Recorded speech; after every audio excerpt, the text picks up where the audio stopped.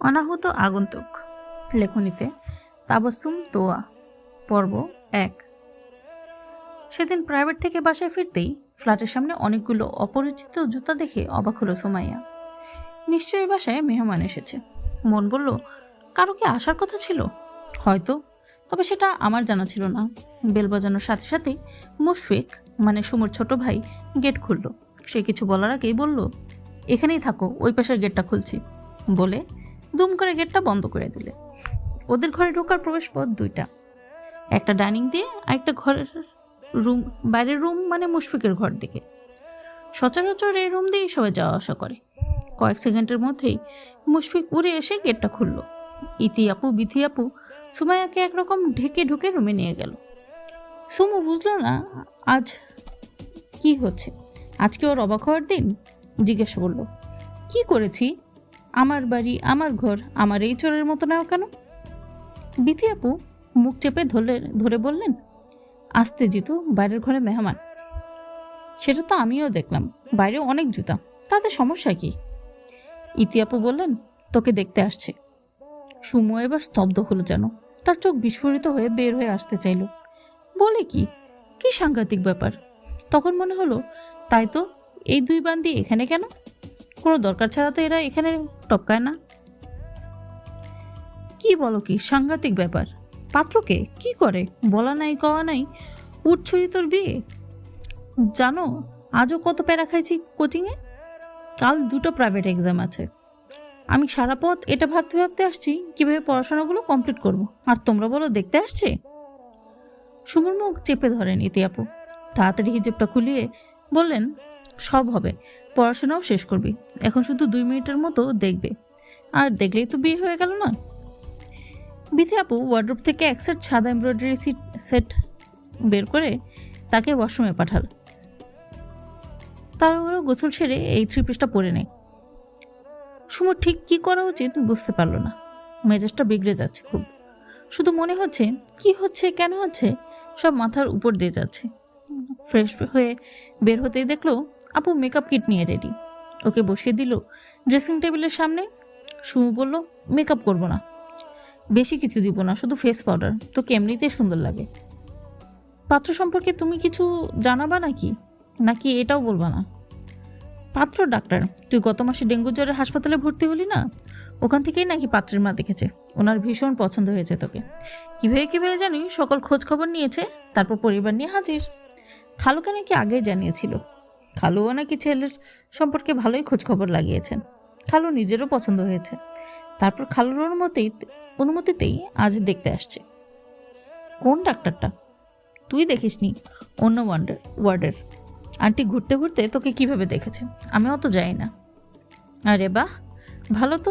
Dengue জ্বরে হাসপাতালে ভর্তি হলেও পাত্র পাওয়া যায়? মিথিকে বলতে হবে, ওই আবার বিয়ে পাগলা, পাত্রই খুঁজে পায় না। একচোট হাসাহাসি হচ্ছিল, তখনই একজন মধ্যবয়সী মহিলাকে আম্মু রুমে নিয়ে আসলেন। সুমোর ভীষণ লজ্জা লাগতে শুরু করলো। লজ্জা নাকি অস্বস্তি কি জানি, কখনো কারোর সামনে এভাবে এর আগে প্রেজেন্ট হয়নি বলেই হয়তো এতটা অস্বস্তি। সে দাঁড়িয়ে সালাম দিল। আন্টি এসে মাথায় হাত বুলিয়ে দিলেন। লক্ষ্মী মেয়ে, পুরোপুরি সুস্থ হয়েছ তো এখন? সুমু মাথা নিচু করে দাঁড়িয়ে থাকলো। আম্মু বললেন, হ্যাঁ আপা, আলহামদুলিল্লাহ, মেয়ে আমার এখন একদম সুস্থ। যা ভয় পেয়ে গিয়েছিলাম। ওর বাবা তো আবার মেয়ে বলতে পাগল। মেয়ের অসুস্থতায় কি যে অস্থির হয়ে পড়েছিল, আর কি বলবো। আপা আর দেরি করার প্রয়োজন দেখছি না। আসিফকে এখানে নিয়ে আসার ব্যবস্থা করি।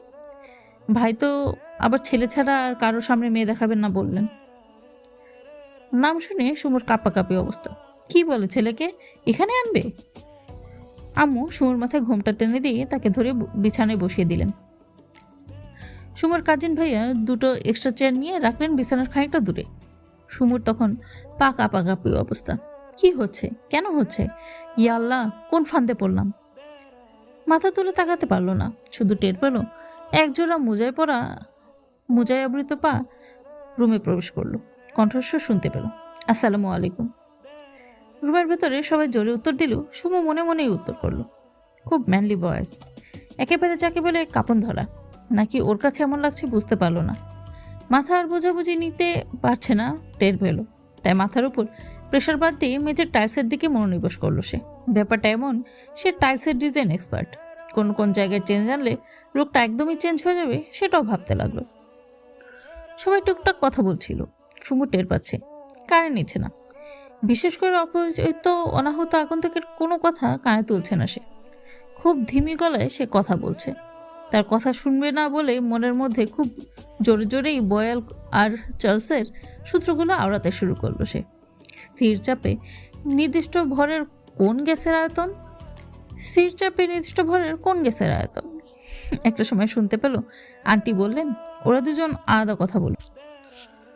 সুমুর অন্তরাত্মা খাঁচা ছেড়ে লাফ দিয়ে বের হতে চাইল। ওর মনে মনে পড়া বন্ধ হয়ে গেল। মনের মধ্যে জোরে চিকুর দিয়ে উঠল, আম্মু বাঁচাও, এ মেরে সাথ কিউ হো রাহা হ্যায়, ক্যা কসুর হ্যায় মেরা। তখন সবাই চুপচাপ বের হয়ে যাচ্ছিল, টের পেল। সুমু ওর আম্মুর শাড়ি চেপে ধরল। আগন্তুক সেটা টের পেল। উনি আম্মুকে বললেন, আন্টি আপনি থাকতে পারেন। আম্মু বললেন, না বাবা, আমি গেটের বাইরে আছি, তোমরা কথা বলো। সবাই চলে গেলে উনি আবারও সালাম দিলেন, তবে এবার সম্বোধন করে, আসসালামু আলাইকুম কাজী সুমাইয়া হাসান। সম্বোধনটা ভীষণ ভালো লাগলো। এমনিতেই ওর ডাকনাম জ্যোতি, সবাই জিতু জুতা কত রকম ডাকে, আর উনি পুরো নামটাই ডাকলেন। উত্তরে সুমু কোনো রকম ঠোঁট নাড়ল। উনি বললেন, শুনতে পাইনি। গলাতে সত্যি সত্যিই কথা বের হচ্ছিল না। এত নার্ভাস সে জীবনেও হয়নি। সারা বছর ক্লাস ক্যাপ্টেন থাকে এই সুমুর একই হাল। নিজেই নিজেকে যেন চিনতে পারছে না। কোনো রকম উত্তর করলো, ওয়ালাইকুম আসসালাম। এই মুহূর্তে কেমন আছেন? বড়ই অদ্ভুত প্রশ্ন। শান্ত কণ্ঠে বলল, আলহামদুলিল্লাহ। নার্ভাস? কি বলে লোকটা? এই অপ্রস্তুত অবস্থায় ফেলে জিজ্ঞাসা করছে নার্ভাস কিনা? একটু। এখন ফিজিক্স পড়তে গেছিলেন না? আচ্ছা, ফিজিক্স থেকে একটা প্রশ্ন করি। সুমু মাথা নাড়িয়ে সম্মতি জানায়। শব্দের তীব্রতার মাত্রা কত? সিরিয়াসলি, মেয়ে দেখতে এসে মানুষ ফিজিক্স থেকে প্রশ্ন করে? অনেক ইজি প্রশ্ন ছিল, সহজে উত্তর করলো সুমু। 120 ডেসিবেল। গুড। আচ্ছা, আমি শুনেছি মেয়েরা শুরুতে কথা বলতেই জানে না। ব্যাপারটা এমন, 20-30 ডেসিবেলের শান্ত নদীতে, কিন্তু পরবর্তীতেই সেটা 120 ডেসিবেল ছাড়িয়ে যায়। ব্যাপারটা কতটুকু সত্য? লোকটা ঠোঁটকাটা স্বভাবে, টের পেল সে, এবং এই প্রশ্ন কেন করলো সেটাও টের পেল। তাই মুখটাকে অন্য পাশে ঘুরিয়ে হাসলো সে। কি উদ্ভট কথাবার্তা। উনি বললেন, কি মুশকিল বলেন তো, আমি কিছুই শুনতে পাচ্ছি না। ইএনটি স্পেশালিস্টের শরণাপন্ন হতে হবে মনে হচ্ছে, বলে হাসলেন। ভলিউমটা আর একটু বাড়িয়ে দিলে আমার শুনতে সুবিধা হতো। সুমু মাথা দুপাশে নাড়িয়ে বলল, কিছু বলিনি। ও আচ্ছা, আমি ভাবলাম বলছেন, আমি শুনিনি। উনি জিজ্ঞাসা করলো, আমার নাম জানেন? সুমু মাথা ঝেঁকে না বোঝালো। উনি আবার হাসলেন। ওনার হাসির স্বরটাতে কী ছিল কি জানি, একেবারে বুকে এসে লাগলো। কিসব উদ্ভট টাইপের চিন্তা, উদ্ভট টাইপের অনুভূতি যেন ঘিরে ধরছিল বারবার। সেই অনুভূতির সাথে পরিচয় ছিল না সুমুর কোনো কালেই।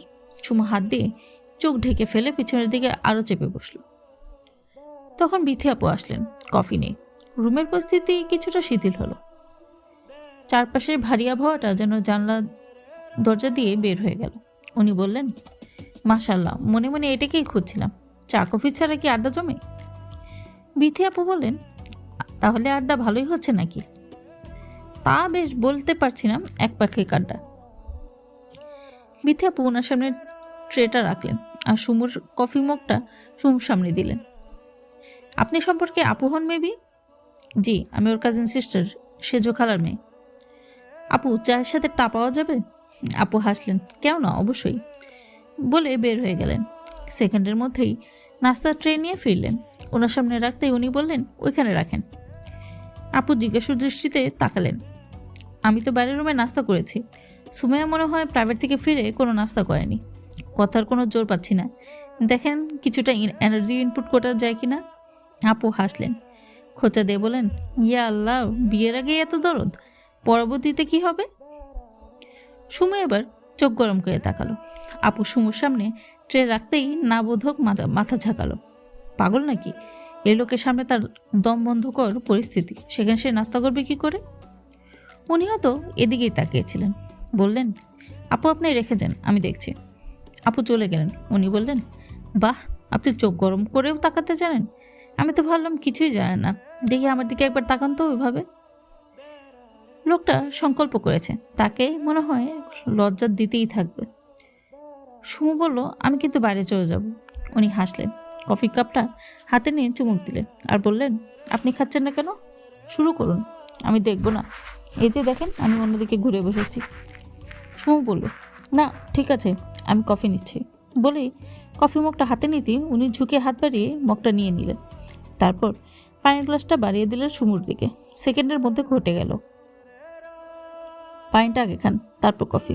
কফি মগটাকে নিয়ে নিলেন ওনার কাছে। তারপর হয়তো নেড়ে চেড়ে দেখলেন, বললেন, বাহ, মগটা তো অনেক সুন্দর। স্টিকারগুলো আপনি লাগিয়েছেন? সুমু পানি খেতে খেতে মাথা ঝাঁকালো। খানিকটা পানি ছিটকে ওর ওড়নায় পড়ল। উনি আবারও হালকা শব্দ করে হাসলেন। ব্যাপারটা এমন, আর সুমোহর অবাক হওয়ার দিন আর ওনার হাসির। মগটা আমার অনেক পছন্দ হয়েছে। আপনি কফিটা খান, আমি এটা নিচ্ছি। বলে ওনার খাওয়া মগটা সুমুর হাতে ধরিয়ে দিলেন। সুমু এবার লজ্জায় মাটিতে মিশে গেল যেন। ওনার দিকে না তাকিয়ে বুঝতে পারলো উনি কফিটা খাচ্ছেন। সিরিয়াসলি, সুমু তার নিজস্ব মগে কাউকে খেতে দেয় না। এমনকি মুশফিক মাঝে মাঝে ভুল করে খেয়ে ফেলে, বিধায় স্টিকার দিয়ে চিহ্ন দিয়ে রেখেছে যাতে ওর আর ভুল না হয়। আর এই অপরিচিত লোকটা ওর মগে খাচ্ছে। সুমু কফিটা না খেয়ে রেখে দিল। আরেকজনের খাওয়া কফি মানুষ কি করে খায়? উনি বুঝলেন। মগটা ওর সামনে থেকে তুলে নিলেন এবং সেটাতেও এক চুমুককে খেয়ে ফেললেন। চা কফিতে আমার না নেই। সারা রাত জেগে যখন ডিউটি করি তখন চা কফি আমার সবচেয়ে প্রিয় সঙ্গী বলতে পারেন। আপনি একেবারে নাস্তা সেরে কফি নিয়েন। এদিকে সুমুর সিরিয়াস রকমের ক্ষুধা পেয়েছে। সেই দুপুরের টিফিন টাইমে খেয়েছে। তারপর সব প্রাইভেট পড়ে এই সন্ধ্যায় বাড়িতে ফিরেই আগে নাস্তা করে। আজ তো আম্মু একদম ভুলেই গেছে ওর কথা। অন্যদিন হলে নিজেই সব করে, বারবার বলে খেয়ে যা খেয়ে যা। একদিনে মা পাল্টে গেল। খানিকটা রাগ হলো আম্মুর উপর, কেন আগে খেয়াল করলো না। উনি বুঝলেন। সুমাইয়া, আপনার নাস্তা শুরু করুন। সুমাইয়া আবারও মাথা ঝাঁকালো। উনি বললেন, আচ্ছা, আপনি চাচ্ছেন আমি তাড়াতাড়ি এই রুম থেকে বিদায় হই? ওকে, ঠিক আছে। আপনার কোনো প্রশ্ন আছে কিংবা কিছু জানার বা বলার আছে? ওর মাথায় তখন কোনো প্রশ্ন নেই। আর মেয়ে দেখতে আসলে ঠিক কী প্রশ্ন করতে হয় সে ব্যাপারেও কোনো আইডিয়া কোনোদিনও মাথায় আসেনি। তাই সে মাথা ঝাঁকালো, নেই। উনি সিরিয়াস ভঙ্গিতে জিজ্ঞাসা করলো, কোনো প্রশ্ন নেই? খানিকটা অপ্রস্তুত হলো সুমু। আসলে এই প্রশ্ন থাকা উচিত ছিল। বলল, আসলে আগে থেকে কোনো প্রিপারেশন নেইনি তো, তাই এখন কোনো প্রশ্ন মাথায় আসছে না। উনি আবারও হাসলেন। প্রিপারেশন নেন, মাথায় যত প্রশ্ন আসে এক জায়গায় লিখে ফেলেন। আপনাকে 1 ঘন্টা সময় দেওয়া হলো। উনি উঠে দাঁড়ালেন, তারপর আবার বসলেন। আচ্ছা, আপনি একবারও আমার দিকে তাকাননি। আপনার কি আমাকে দেখতে ইচ্ছা করছে না? সুমুর মনে হলো ছুটে রুম থেকে বেরিয়ে যায়। এটা কোনো কথা? এমনিতেই ওর নাস্তানাবুদ অবস্থা। উনি এবার গম্ভীর হয়ে বললেন, সুমাইয়া, আপনি আমার দিকে তাকান। বিয়েটা চাপিয়ে দেওয়ার বিষয় না। পছন্দ অপছন্দের ব্যাপার আছে। শুধু এক পক্ষ পছন্দ করলেই তো হবে না। দুজনের মতামত সমান গুরুত্বপূর্ণ আমার কাছে। আপনি জানেন না, আমি আপনাকে আগেও দেখেছি আপনার কলেজে। আজ আপনার মতামত জানতেই এসেছি। আপনি রাজি থাকলে আজই আঁকতে হবে। সুমু যেন আকাশ থেকে পড়লো। সবকিছু মাথার উপর দিয়ে গেল। কিছু জানলো না, বুঝলো না, হুট করেই বিয়ে। একটা দুপুর থেকে বিকেলের মধ্যে জীবনের এত পরিবর্তন আসতে পারে। একটু আগে বাড়ি ফেরার পথেও রুটিন তৈরি করছিল কিভাবে কালকে প্রিপারেশন নিবে, আর বাড়িতে এসে এখন বিয়ের প্রিপারেশন নেবে সে? কিভাবে সম্ভব? সুমু ঘোমটাটা আরও টেনে নিজের মুখটা ঢেকে ফেলল। তার এবার ভীষণ কান্না পেল। এটা কোনো কথা? এত তাড়াতাড়ি বিয়ে কিভাবে হয়? উনি বুঝলেন। চুপচাপ সালাম দিয়ে বের হয়ে গেলেন। গেটের কাছে দাঁড়িয়ে গেলেন। ও, প্রশ্নগুলো লিখতে ভুলবেন না, আমি প্রশ্ন দেখতে চাই। উনি চলে গেলে বিথা আপু আসলেন। তাকে জড়িয়ে ধরে কান্না শুরু করলো সুমু। আপু অবাক হলো। কি রে পাগলি, কাঁদছিস কেন? কি ভালো একজন মানুষ পাচ্ছিস? আপু, আমি পড়তে চাই। তুমি না বললাম পড়তে পারবো? এই তোমার পড়া? সামনে আমার ইন্টার পরীক্ষা। আমি এখন বিয়ে করব না। এত হুট করে বিয়ে হয় নাকি? আপু হাসলেন। সুমুর চোখ মুছে পানি খেতে দিলেন। তারপর পুডিংয়ের পিস থেকে এক টুকরো পুডিং কেটে মুখের সামনে ধরে বললেন, আগে খেয়ে নে। সমনপত্র জারি হয়েছে। আগে তোকে খাওয়াতে হবে, তারপর সব কথা। সুমু মুখ ঘুরিয়ে বলল, খিদে মরে গেছে, খাবো না, তুমি বলো। উনি ঠেসে পুডিংটা মুখে দিলেন। আম্মু তখন এক প্লেটে পোলাও আর বিফ নিয়ে সে সুমুর পাশে বসলেন। সেটা মাখিয়ে সুমুর সামনে লোকমা ধরল। সুমু আবারও কাঁদলো। কাঁদতে কাঁদতে বলল, শেষ খাওয়া খাওয়াচ্ছ বুঝি? আমি বুঝি তোমাদের এতটাই বোঝা হয়ে গেছি, এত বেশি বেশি খেয়ে ফেলেছি, তাই বিদায় করার জন্য উঠে পড়ে লেগেছো, তাই না? তাতে চাইছ? আম্মু টলমল চোখে হাসলেন। দেখো মেয়ে কি বলে, তোকে কোথাও তাড়াচ্ছি না। আসিফ মিশিগান চলে যাবে হায়ার স্টাডিজের জন্য, তাই যাওয়ার আগে আকত করে রেখে যেতে চাই। তুই এখানেই থাকবি আমার বুকের ভেতর, এত তাড়াতাড়ি তোকে যেতে দেব না। সুমু অঝরে কাচ্ছে আর খাচ্ছে। ঠিক তখন আন্টি আসলেন। কি আশ্চর্য, খেতে খেতে কেউ কাঁদে নাকি? দেখো মেয়ের কাণ্ড। আসিফকে ডাকি, দেখাই তার বইয়ের কাণ্ড। এ কথাতে সুমুর কান্না বন্ধ হয়ে গেল। চুপচাপ চোখ মুছে শান্তভাবে খাবার খেতে থাকলো সে। এ কি বিপদে পড়ল সে! একদম হুট করে এক বড় গর্তে। শুধু পালিয়ে যেতে চাচ্ছিল সেই দমবন্ধকর পরিবেশ থেকে, কিন্তু সেই পরিস্থিতি তাকে আরও বেশি আষ্টেপৃষ্টে জড়িয়ে ধরছিল। মাগরিবের আজান হলে ছেলেরা সবাই নামাজের জন্য বেরিয়ে গেল। সুমুর রুম ফাঁকা করে সবাই বেরিয়ে গেল। ততক্ষণে পুরো বাড়িতে মেহমানের ঢল নেমেছে। আশেপাশে ওর যত খালা, ফুপু, চাচা ছিল সবাই এলো, কিন্তু সুমুর রুমে কেউ এলো না। ব্যাপারটা ভালো লাগলো। সুমুকে কিছুক্ষণ ভাবতে সময় দেওয়া হচ্ছে বুঝতে পারলো। সুমু নামাজ শেষে বিছানায় গা এলিয়ে দিতেই হোয়াটসঅ্যাপে টুং করে একটা মেসেজ আসলো। বয়সের পাশ থেকে ফোনটা তুলে নিয়ে মেসেজটা সিন করতে দেখলো একটা পিডিএফ ফাইল, একটা সিভি। সিভির মালিক ডক্টর আসিফ আল ইসলাম, জুনিয়র অর্থোপেডিক সার্জন। ছবিটার দিকে দেখেও দেখলো না, একবারও তাকালো না। দেখবে না লোকটাকে, কোনোদিন দেখবে না। স্ক্রোল করে নিচে নামলো। ভীষণ রাগ হলো ছবির মানুষটার প্রতি। রাগ নাকি চাপা ক্ষোভ, একদম উড়ে এসে জুড়ে বসেছে হঠাৎ করে। আর ওর পরিবার প্রয়োজন সব দখল করে নিল। কারো কাছে আর ওর গুরুত্ব নেই।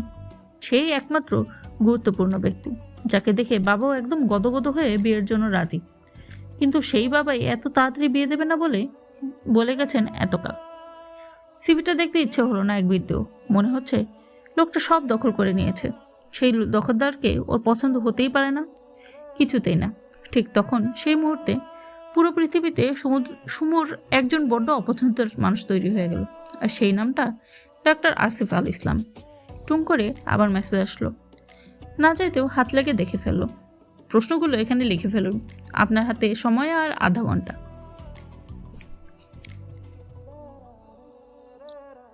পর্ব 2। আসিফের ভাবনায় সেদিন কেবিনে হঠাৎ করে ওর আম্মার আগমন। এসেই বললেন, প্রেশারটা বেড়ে গেছে বাপ, একটু মেপে দেখতো। আম্মা, আপনি প্রেশার মাপতে এই এত দূর এসেছেন? বাসায় অটো ডিজিটাল মেশিনটা কেন নিয়েছি? আরে বাবা, সারাদিন বাসায় বসে আর কতক্ষণ ভালো লাগে তোর? এখানে আসি, আশপাশটা ঘুরে দেখি, মনটা চাঙ্গা হয়ে যায়। নে, কথা না বাড়িয়ে প্রেশারটা মাপ। মেপে দেখলো প্রেশার একদম নর্মাল। দেখলি, এর জন্য আমি বললাম তোর অটো মেশিন ভুল দেখায়। গতকাল দেখেছি প্রেশার বাড়তি, সেই চিন্তাতেই আজ সারাদিন আমার মনের প্রেশার বেড়েছিল। আসিফের তখন রাউন্ড ছিল। মনিরকে কল দিয়ে আমাকে নাস্তা দিয়ে যেতে বলল। বের হওয়ার সময় হুঁশিয়ার করলো, আম্মা, এটা হাসপাতাল, এখানে অন্তত আমার জন্য পাত্রী খুঁজবেন না। আম্মা চোখ উল্টে হাসলেন। আসিফের আবারও দুশ্চিন্তা পারলো। ওরে আম্মাটা যে কী যে করে, যেখানে যায় ওর জন্য পাত্রী খুঁজে বেড়ায়। আর এখন একমাত্র ধন্য জ্ঞান ছেলেটা সন্ন্যাসী হয়ে যাচ্ছে, বিয়ে দিতে হবে, এটাই তার ধারণা। রাউন্ড শেষে এসে দেখে আম্মা নেই। মনিরকে জিজ্ঞাসা করতেই বললেন, আন্টি বললেন এদিক ওদিক ঘুরে আসছি, বসে থাকতে ভালো লাগছে না। আসিফ আবারও হতাশ হয়। কিছুক্ষণ পরেই মা হন্তদন্ত হয়ে এলেন। আসিফ, একটা মেয়ে দেখেছি, আহা কি যে সুন্দরী, তুই দেখলে ফিদা হয়ে যাবি। আসিফ চোখ গরম করে তাকালো। তিনি তার চোখ গরমের তোয়াক্কাই করলেন না। আরে শোন না, মেয়েটার ডেঙ্গু হয়েছে, 507 নম্বর কেবিনে আছে। ওর আম্মু আব্বু চতুর্গুষের সবাই কেবিনে হাজির। আমি এত মানুষ দেখে কৌতূহল নিয়ে গেলাম। ও মা, দেখি পরীর মতো সুন্দর একটা মেয়ে, আয় দেখবি। এবার ওর সহ্যের সীমা ছাড়ালো। শেষ পর্যন্ত ডেঙ্গু রোগী। নিজেকে কন্ট্রোল করতে কপালে হাত ঠেকিয়ে রাখলো কিছুক্ষণ, তারপর বলে উঠল, চলো দেখবো। আম্মা তো খুশিতে লাফিয়ে উঠলেন যেন। আসিফ গেল মার সাথে। তবে উপরে না। লিফট নিয়ে নামলো গ্রাউন্ড ফ্লোরে। সেটা দেখে মায়ের মুখখানি একদম এতটুকু হয়ে গেল। সেটা সে বুঝতে পেরেছে। এক হাতে জড়িয়ে নিল মায়ের কাঁধ। এত পাগলি এই মেয়েটা। একটা রিক্সা ঠিক করে উঠিয়ে দিল তার আম্মাকে। আম্মা মুখ ভার করে চলে গেলেন। কাহিনী ওখানে শেষ হলেই পারত, কিন্তু হলো না। কেন? সন্ধ্যার পর আবারও আম্মার ফোন। বাবা, একবার দেখে আনা 507 নম্বর কেবিন। আসিফ সাথে সাথে ফোন কাটলো। তারপরে সারাদিন আম্মু আসিফকে 1000বার 507 নম্বর কেবিনে যাওয়ার জন্য বললেন এবং নিজেও গিয়ে কয়েকবার ওনাদের সাথে বেশ ভাব জমিয়ে এলেন। আসিফের সাধ্য কি পাগলের পাগলামি থামাতে? দিন 7 পর রাতে আমার সাথেই বাসায় ফিরছিল সে। ওর ডিউটি শেষ। লিফট ওর ফ্লোরে থামতেই আমাকে নিয়ে উঠল। আম্মা ভিতরে গিয়ে আসিফের পেটে কোনো দিয়ে খোঁচা দিয়ে ইশারা করলেন, সামনে কোন পেশেন্ট পার্টি চলে যাচ্ছে। আসিফ চোখ তুলে তাকিয়ে সবাইকে এক নজর দেখল। ওর মায়ের দিকে তাকাতেই আম্মা আবারও ইশারা করলেন। বুঝলো না। আম্মা এবার কথা বলে উঠলেন, আপা কেমন আছেন? চিনতে পেরেছেন মেয়ের কি অবস্থা এখন? আসিফ বুঝলো আম্মা 507 নম্বর কেবিনের পেশেন্টের কথা বলছে। একজন আন্টি পাশ ফিরে তাকালেন। তার বুকের মাঝে ধরা ছোট একটা পিচ্চি মেয়ের নজর আসলো আসিফের। ক্লাস 8-9-এ পড়ে হয়তো, তবে চেহারাটা এত অপূর্ব আসিফ নজর ফেরাতে পারল না। পুরোটা কফি কালারের বোরকায় আবৃত, মাথাটা সুন্দর একটা হিজাবে পেঁচানো, শুধু চেহারাটা দেখা যায়। আমার মনে হলো এই মেয়ে এই দেশের নয়, এরা হয়তো ইরানি। এত ফর্সা এ দেশের মানুষ হতে পারে না, হতে পারে সম্ভবই না। লিফটের ওই মাত্র কয়েক সেকেন্ড মেয়েটা তখনও মায়ের সাথে হেলান দিয়ে লেগে আছে। আম্মু ওনার সাথে কি বললেন আসিফ শুনতে পেল না, শুধু মেয়েটাকে দেখছিল। লিফট নিচে এসে থামতেই সবাই নেমে গেল। আম্মা হয়তো আসিফকে খেয়াল করলেন। ওর আম্মার দুষ্ট হাসি দেখে স্বাভাবিক হলো আসিফ। বলেছিলাম না মেয়েটা অসম্ভব সুন্দরী। আপনার মাথা খারাপ আম্মা? ক্লাস 8-এর ছাত্রী দেখেছেন আমার জন্য? কি বলিস, ও এবার ইন্টার পরীক্ষার্থী। ভীষণ অবাক হলো আসিফ। দেখে কখনো মনেই হবে না ইন্টারের ছাত্রী। আম্মু বলেন কাজী বংশের মেয়ে। এবার আসিফ হতাশ হলো মনে মনে। এলাকার মধ্যে সবচেয়ে প্রভাবশালী এবং সম্ভ্রান্ত পরিবার কাজী পরিবার। পৌর মডেল থানার পিছনে 8 তলার বাড়ি তাদের। এত বড় বাড়ির মানুষেরা সাধারণত নিচের দিকে তাকায় না। আম্মা আপনিও না, ওরা কখনোই বাইরে মেয়ে দেয় না। ওদের কিসের কমতি? ওরা এগিয়ে যেতে দেখলো একটা মাইক্রোতে করে উঠে চলে গেল। আসিফ আম্মার দিকে তাকালো, ওনার হতাশ দৃষ্টি। আসিফের হাসি পেল। আপনার ছেলের কি আছে আম্মা? ওরা মেয়ে বিয়ে দেয় কোটিপতি রেখে। চলেন তো এসব চিন্তা ঝেড়ে ফেলেন। আম্মুর মুখ ভার হলেন আবারও। আমার ছেলে কি কোটিপতি থেকে কম? লাখে একটা। একবার চেষ্টা করতে দোষ তো নেই আম্মা। ওর আম্মা হয়তো সেদিনের জন্য থামলেন, কিন্তু তারপরও কি পুরোপুরি থামলেন? কি করে জানি সকল খোঁজখবর লাগালেন। বাবা ফোন দিলেন কাজী ইকরামুল হাসানের কাছে। মেয়ের হাত চাইলেন। আঙ্কেল বলেন আসেন দেখা করি। ওনারা কোথায় কোথায় জানি মিট করলেন। আসিফ ওসব বিস্তারিত যায় না। একদিন সকালে মর্নিং ওয়াক করতে করতে কলেজ মোড়ে দাঁড়িয়েছে সে। রফিক মিয়ার টঙের দোকানে চা খেচ্ছিল কয়েক বন্ধু মিলে। বেলা তখন 9টার ঘরে। বাসায় ফিরে ডিউটি আছে তার। ঠিক তখনই কলেজের গেটের সামনে একটা রিক্সা এসে থামলো। একজন নামলো সেখান থেকে। আসিফ দেখলো সেদিনের সেই 507 নম্বর কেবিনের মেয়েটা। রিক্সা ভাড়া মিটিয়ে রিক্সাওয়ালাকে সালাম দিয়ে গেটের কাছে গেল। দারোয়ানকেও সালাম দিল। দারোয়ান তো খুশিতে আটখানা। আসিফ দাঁড়িয়ে দাঁড়িয়ে তাদের কাজ কারবার দেখলো আগ্রহ ভরে। মেয়েটা শান্ত ধীর স্থির কণ্ঠে জিজ্ঞাসা করলো, আন্টি কেমন আছেন? শুনেছিলাম উনি অসুস্থ। হ্যাঁ মা, সে এখন ভালো আছে। তুমি সুস্থ আছো তো? তোমার জন্য তোমার আঙ্কেল প্রাণ খুলে দোয়া করেছি। আল্লাহ আমার জ্যোতিমাকে সুস্থ করে দাও। সেই কথায় মেয়েটা মিষ্টি করে হাসলো। আসিফ সেই হাসিতেই প্রথম পিছলা খেলো যেন। ও মাই গড! চেয়ে থাকলো অপলক। তারপর নিজেই নিজেকে ধমকে দিল। জানলো মেয়েটার নাম জ্যোতি। জ্যোতি ভিতরে চলে যেতেই রিক্সাওয়ালাকে জিজ্ঞাসা করলো, আপনি কি ওনাকে রোজ ড্রপ করেন? জ্যা স্যার, মালিকে রাখছে আমারে। রিক্সাওয়ালা সালাম দেওয়ার ব্যাপারটা ভালো লাগলো আসিফের। বড় ঘরের মেয়ে হয়েও নিরহংকারী, কিন্তু আসিফ জানে ওর বাবা কখনোই রাজি হবেন না। তারপরও হুট করে একটা ভালো লাগা পুষতে শুরু করলো সে মনের অতি সঙ্গোপনে, যদিও জানতো সেটার কোনো ভবিষ্যৎ নেই। সেদিন হাসপাতালে আসিফ প্রচুর ব্যস্ত, একের পর এক রোগী অ্যাটেন্ড করছে। ওর আম্মা এর মধ্যে ফোন দিয়ে বললেন, কাজী ইকরামুল হাসান আজ বিকেলে তোমার চেম্বারে আসবেন। আমরা কোনো রেস্টুরেন্টে মিট করতে পারি? না, উনি তোমার কর্মস্থল নিজের চোখে দেখতে চান। সেদিন এই শক্ত কঠিন আসিফ দুরু দুরু বকে ওনার সাথে মিট করলো। বড় বংশের মানুষেরা আসলেই বিশাল বড় মনের হয়। আসিফ শুধু অবাক হয়ে ওনাকে দেখলো আর ভাবছিল ওনার মেয়ে নিশ্চয়ই এতটাই গাম্ভীর্য মাখা। তারপরের দিন উনি সরাসরি আসিফকে ফোনে জানালেন, আম্মা আব্বাকে নিয়ে আমাদের এখানে আসো বিকেলে। কিভাবে জানো সব ম্যানেজ হয়ে গেল। যখন সুমাইয়াকে দেখতে যাওয়ার জন্য পাজিমি গায়ে চাপাচ্ছে, তখনও বিশ্বাস হচ্ছে না কাজী সুমাইয়া হাসানকে দেখতে যাচ্ছে সে। হঠাৎ পাশে সুমাইয়াকে কল্পনা করলো, আয়নায় যেন তাকে দেখলো, সেই সুন্দর মুখশ্রী। সত্যি নিজেই নিজেকে চিমটি কাটলো আসিফ। একটা মেয়েকে এত ভালো লাগলো কিভাবে ওর? হৃদয়ের পুরোটাই কি তাকে দিয়ে দিল নিজের অজান্তে, অতি সঙ্গোপনে?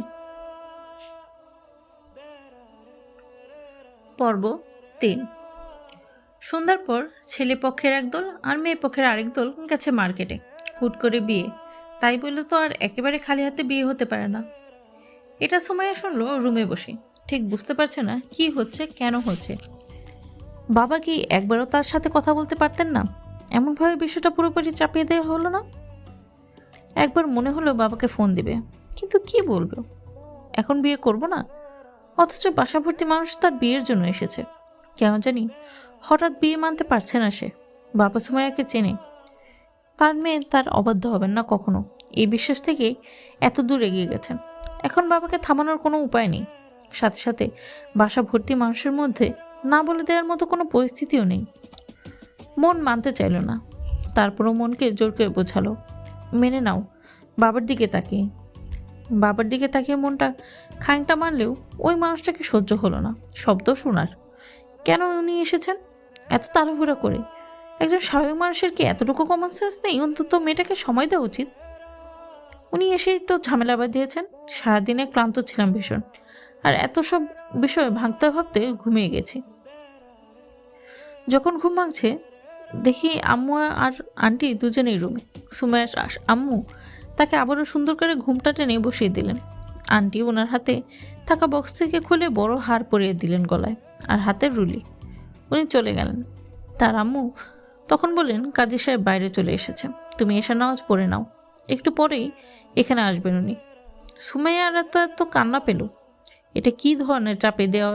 এটা কি এক ধরনের চাপে দেওয়া বিয়ে? সে কি শুনেছে একবারও? চুপচাপ উঠে চলে গেল নামাজের জন্য। সুমাইয়ার মনে পড়ে তার বড় ভাই আর স্কুলে পড়বে, কিন্তু তাকে অন্য স্কুলে ভর্তি করিয়েছিল বাবা। বাস, তার এমন কান্নাকাটি। বাবা সেদিনই ডাবল খরচ করে তাকে ভর্তি করালেন ভাইয়ার স্কুলে। ঠিক এমনিভাবে কোনো চাহিদা কোনোদিন অপূর্ণ রাখা হয়নি। যখন যা বলেছে অক্ষরে অক্ষরে সেটা পালন করা হয়েছে। সেই তার সাথে এটা যেন ভাবতেই পারলো না। না, সুমাইয়ার তেমন কোনো সম্পর্ক ছিল না কোথাও। আসলে তার জীবনে সেই সুযোগই আসেনি। বড় ঘরের সন্তান, সবাই সমীহ করে চলত। আজে বাজে প্রস্তাব দেওয়ার হিম্মত দেখাতো না কেউ। আর ভাইয়া, নিজাম কাকা এদের চোখে চোখে থাকতো সবসময়। এজন্য কখনো সেই সুযোগও হয়নি। যখন যা লাগবে কোনোদিন মুখ ফুটেও বলা লাগেনি। তাই বলে আজ যখন বড় হয়েছি তখনও কি তার অনুমতি নেওয়ার প্রয়োজন পড়লো না আব্বুর? জীবনের এত বড় একটা সিদ্ধান্ত। আকত পড়ানোর জন্য কাজী সাহেব এলেন। বিথি, আপু, ফুপিরা সবাই সুমাইয়াকে ঘিরে। সে কিছুতেই কবুল বলতে রাজি ছিল না, কিন্তু বাবার সামনে দাঁড়িয়েছিল দরজার পাশে। এতগুলো মানুষের সামনে বাবাকে অসম্মান করা যায় না। চুপচাপ চোখের পানি ফেলতে ফেলতে ব্যাপারটা মেনে নিল। যে মানুষটা ছিল সবার চোখের মণি, সেই মানুষটার সামান্য আঘাতেই সবাই তটস্থ হয়ে থাকতো এতকাল। যে মানুষটার উপর কোনোদিন কেউ জোর করেনি, সে তাকে আজ তার কোনো মতামত জানা ছাড়াই বিয়ে পড়ানো হয়ে গেল। সে আর কিছুটিও বলল না, শুধু কাঁদলো আর ব্যাপারটা মেনে নেওয়ার জন্য চেষ্টা করলো, কিন্তু বারবারই ব্যর্থ হচ্ছিল। তার আম্মুও কি একবার পাশে বসে বলতে পারতো না? কিন্তু কেউ বলল না। এটা কেমন বিয়ে? সবাইকে আনন্দ উৎসব করছিল, কিন্তু সুমাইয়ার একটু আনন্দ লাগছিল না। বিয়ের মতো এত সুন্দর একটা বিষয়কে ভীষণ বিরক্তকর লাগছিল। মানুষের বিয়ে নিয়ে কত স্বপ্ন থাকে, অথচ তার কিচ্ছু জানলো না, বুঝলো না, কারোর নামে বাধা পড়ে গেল। নামটাও শুনলো কয়েক ঘন্টা আগে। সব কিছুকে ছাপিয়ে ওই নামের মানুষটাকে সহ্য হচ্ছিল না। মানুষটার উপর এত এত রাগ হলো, যদিও তার কাছে বোমা থাকতো তবে তাকে বোম দিয়ে উড়িয়ে দিত নিশ্চিত। উনি না আসলে এতটা হতো না কখনোই। বাইরে আয়োজনের কথা শেষে খাবার দাবারের পর্ব শেষ হলো। রাত অনেক হয়ে যাচ্ছিল বিধায় একে একে সবাই বিদায় নিল। সুমাইয়া শ্বশুর শাশুড়িও চলে যাবেন। শুনলো সে ডাক্তারও চলে যেতে যাচ্ছিল, কিন্তু বাবা নিষেধ করেছে। এটা শুনে সুমাইয়ার মাথা আরও নষ্ট হলো। কেন থাকবে? আমি কি তাকে চিনি? বাবা এটা কিভাবে অনুভূতি দিতে পারেন? যে বাবা তাকে সারা জীবন সেফ জোনে আটকে রেখেছিল অতি যত্নের সাথে, সেই বাবা আজকে একজন অচানাকে তার রুমে থাকার পারমিশন দেবে কিভাবে? এটা ভাবতেই মন বিষিয়ে গেল। বিথি আপু এসেছিলেন, তাকে সহ্য হচ্ছে না। যারা দাঁত কেলে হাসছে তাদের কাউকে সহ্য হচ্ছে না তার। এই সবগুলোকে এখনই বিদায় করছে না কেন আম্মু? উফ, মাথা আর নিতে পারল না। সুমাইয়াকে উঠিয়ে নিয়ে যাওয়া হলো বাইরের রুমের সোফায়। সবাই প্রায় চলে গেছে, শুধু অল্প কয়েকজন। আন্টি আঙ্কেলের সাথে টুকটাক কথা বললেন। সে চোখ নিচু করেই উত্তর দিল। ওনারা চলে গেলেন। তখন সেই মানুষটাকে সবাই ধরে নিয়ে এসে সুমাইয়ার পাশে বসানো হলো।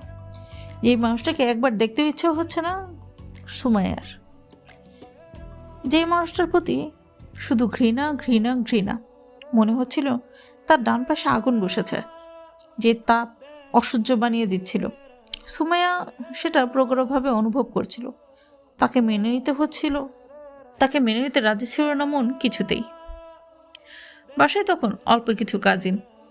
ইতি আপু সাজিদ সুমাইয়ার আম্মুকে বলল, আন্টি জামাইকে একসঙ্গে বসেছেন, মিষ্টিমুখ করান। সাথে সাথে কত রকমের আইটেম সাজিয়ে নাস্তার ট্রে হাজির হলো। সুমাইয়া চুপচাপ বসেছিল, পাথরের মতোই। আসিফ টুকটাক কথা বলছিল। খাওয়ানোর পর্ব শেষ হতেই একটা সময় বিথি আপু আয়না এনে তাদের সামনে ধরলেন। সুমাইয়ার যেন সহ্যের সীমা ছাড়িয়ে গেল। আয়না তার সামনে ধরতেই সে খট করে উঠে দাঁড়ালো। বাবা তখন ডাইনিংয়ে বসে ওদের দিকে দেখছিলেন। সুমাইয়া শুধু বাবাকে একটা কথাই বলল কেঁদে কেঁদে, বাবা তুমি কি একটিবার আমার সাথে কথা বলতে পারতে না? ব্যাস এটুকু বলেই ক্লান্ত পায়ে রুমে ফিরে গেল। ও ভীষণ ভেঙে পড়েছে। কি করে একবেলায় জীবনে এতটা চেঞ্জ হয়? সুমাইয়া আস্তে করে তার ঘরের দরজা আটকে দিল। সেটা আটকানোতে বাইরে কি ঘটলো তা তার দেখার বিষয় না। যারা চাপিয়ে দিয়েছে তাদাই বুঝুক। বাইরে বেশ কথাবার্তা চলছে, টের পাচ্ছে সে। কিছুক্ষণ পর শুধু এইটুকু শুনলো, আম্মু বলছে, বাবা বাবা বসো, ও ছোট মানুষ, বোঝেনি, আমরা দেখছি ব্যাপারটা। কিন্তু উনি হয়তো বসলেন না, সেটাও টের পেল সুমাইয়া। সে বিছানায় শুয়ে কাঁদছে, অঝোর ধারায় সে কান্না। তার মতামতের কাছে কোনো গুরুত্বই নেই। যে বাবা তাকে সবসময় বলছে মেয়েকে অনার্সের পর বিয়ে দেবে, সে বাবা হুট করে কিভাবে বিয়ে দিয়ে দেয়? তার মাইন্ড সেট আপ কি মাইন্ড সেট আপ ছিল অনার্সের পর? তাহলে এই এত আগে বিয়ে সে কেন মানবে?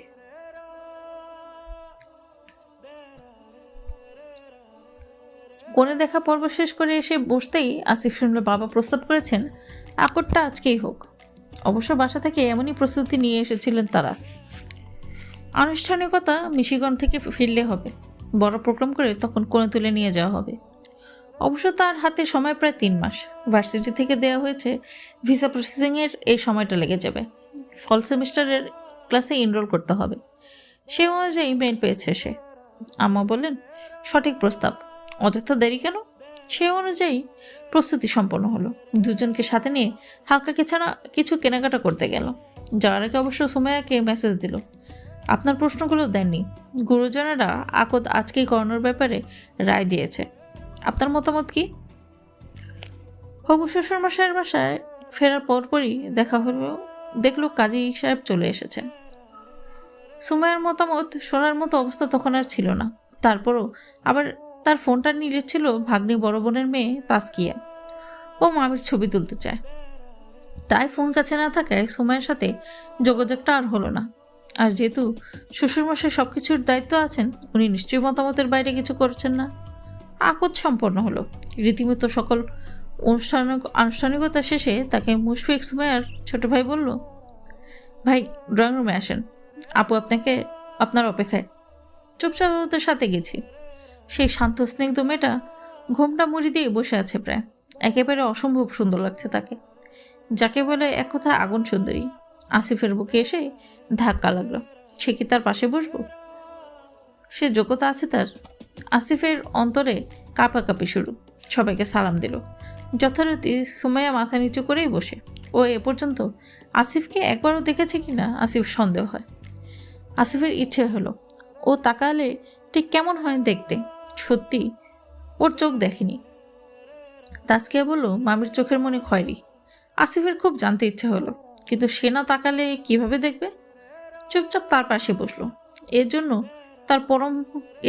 তার পরম সৌভাগ্য। সত্যি সুমাইয়া হাসান তার স্ত্রী, বিশ্বাস করতেই কষ্ট হচ্ছিল। সে চাইছিল কোনোভাবে ওকে দেখতে, কিন্তু সেই সুযোগ আর হলো না। সুমাইয়ার কাজিন সিস্টার যখন আয়না নিয়ে এলো, তখন মনের মধ্যে কোথাও বলে উঠল, ওকে এবার দেখতে পারবো। কিন্তু আসিফকে ভীষণভাবে অবাক করে দিয়ে সুমাইয়া উঠে দাঁড়ালো। ও কাঁদতে কাঁদতে আঙ্কেলকে কিছু বলেই রুমে চলে গেল। ঠিক সে মুহূর্তে আসিফের মাথায় বাজ পড়ল। কি? সত্যি সে স্তব্ধ হয়ে গেল। মানে কি? সত্যি সুমাইয়ার মতামত বাদেই বিয়েটা হয়েছে? কিভাবে সম্ভব? তার শ্বশুরমশাই সত্যি সুমাইয়ার সাথে কথা বলেনি? সে কি করবে কি ঠিক বুঝতে পারছিল না। উঠে দাঁড়াতেই তার শাশুড়ি শান্ত হয়ে বসতে বললেন, কিন্তু সে তার আব্বু আম্মু দুজনকেই বলল, আম্মু আব্বু আজকে আমি যাই, আরেকদিন আসবো ইনশাল্লাহ বলে আর দাঁড়ায়নি, বের হয়ে গেল আসিফ। যখন হাঁটছে উদ্দেশ্যহীনভাবেই, পথে পথে কোথায় যাবে এর রাতে? বাসায় ফিরলে যে কেলেঙ্কারি বেঁধে যাবে। ভাগ্য ভালো, তার পক্ষের একজন মেহমানও তখন ছিল না। সবাই বিদায় নিয়ে চলে গেছিল। তখন মনে হলো ফোনটা চেক করা হয়নি। সুমাইয়া কি মেসেজের উত্তর দিয়েছিল? সাথে সাথে ফোনটাও বের করে চেক করে দেখলো মেসেজগুলো সুমাইয়া পর্যন্ত পৌঁছায়নি। কিন্তু কেন? তখন দেখলো সুমাইয়া তাকে ব্লক লিস্টে রেখেছে। সিভিটা পাঠানোর পরই হয়তো মেয়েটা এ কাজ করেছে। সামনে যাত্রী সারিতে বসে পড়লো হতাশ হয়ে। এটা কোনো কথা? ও তাকে ব্লক লিস্টে ফেলেছে। তখন মনে হচ্ছিল, ইয়া আল্লাহ, বড় কোনো ভুল করে ফেললো কি সে? সুমাইয়ার কি অন্য কোনো পছন্দ আছে? থাকতেই পারে। এ যুগের মেয়ে নিজেকে তখন এতটা অসহায় লাগছিল। সেই নিস্তব্ধ রাত তাকে জানান দিচ্ছিল সে একা, বড্ড একা। তার ভীষণ কঠিন কোনো পরীক্ষায় পড়েছে এই একটু আগে। কাঁদতে কাঁদতে কখন ঘুমিয়ে পড়েছে সুমাইয়া টের পায়নি। যখন ঘুম ভাঙল তখন ভোর। অবাক হলো, কেউ তাকে ডাকেনি কিংবা খোঁজ নেয়নি। বাসার পরিস্থিতি কি? কিছু ভাবতে ভালো লাগছিল না। খুব বাজে কিছু ব্যাপার ঘটে গেছে অথবা ঘটি ফেলেছে, তখন মন এটাই জানান দিচ্ছিল। তাই তো তার খোঁজ করেনি কেউ। না হলে রাতেই দরজা ভেঙে তাকে বের করার কথা। অন্তত বাবা তাকে নিয়ে যতটা চিন্তিত থাকেন। সকালের দিকে যখন গেট খুলেছে সে, মা রাজিয়া সুলতান সেটা টের পেলেন। তখন খুব একটা বাজে কাজ ঘটল। মা তাকে ঠাসঠাস দুটো চড় বসালেন। ভীষণ রেগেছিলেন তিনি। বোঝা যাচ্ছিল রাতে হয়তো ঘুম হয়নি। তোমার কোনো আইডিয়া আছে ব্যাপারটা তোমার বাবার জন্য কত অসম্মানজনক কাজ ছিল? উনি কি তোমার ভালো মন্দ বোঝেন না? উনি কি জানেন না কোনটা তোমার জন্য সর্বোৎকৃষ্ট? তুমি কিভাবে এমন একটা ঘটনা ঘটালে? এটা আমার কল্পনার বাইরে ছিল। যে মেয়েকে এত ভালোবাসলাম, এত যত্ন করে বড় করলাম, খেয়ে না খেয়ে মানুষ বানালাম, সে তুমি এই প্রতিদান দিলে?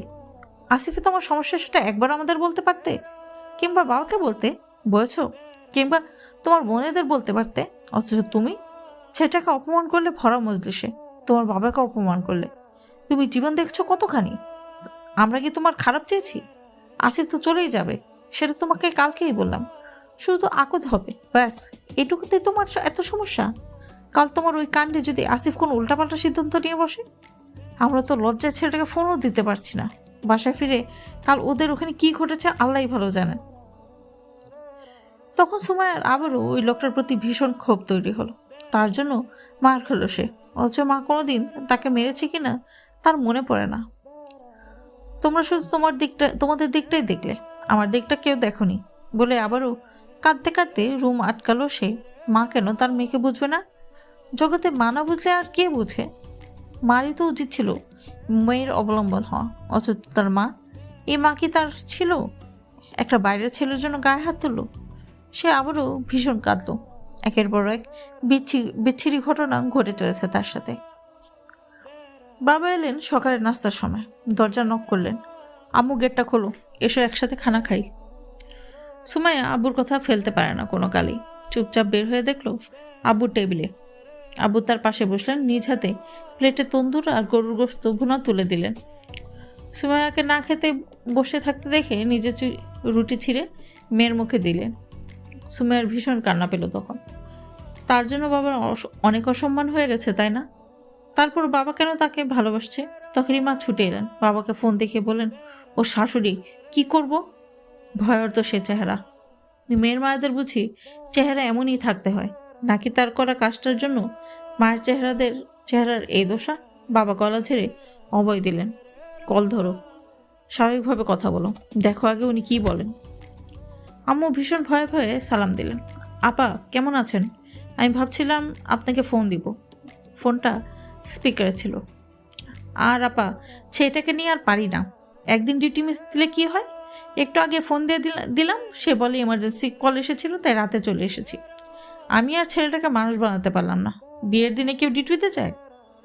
সুমাইয়া চেয়ে দেখলো, এতক্ষণে ছটফট করতে থাকা মা শান্ত নদীর মতো হয়ে গেল। উনি বসে বললেন চেয়ারে মোবাইলটা টেবিলে রেখে আগে এক গ্লাস পানি খেলেন। তারপর শান্ত হয়ে বললেন, আপা কি যে বলেন, জামাই আমার সোনার টুকরা। আমার জামাইকে নিয়ে একটুও কটু কথা শুনতে আমি রাজি নই।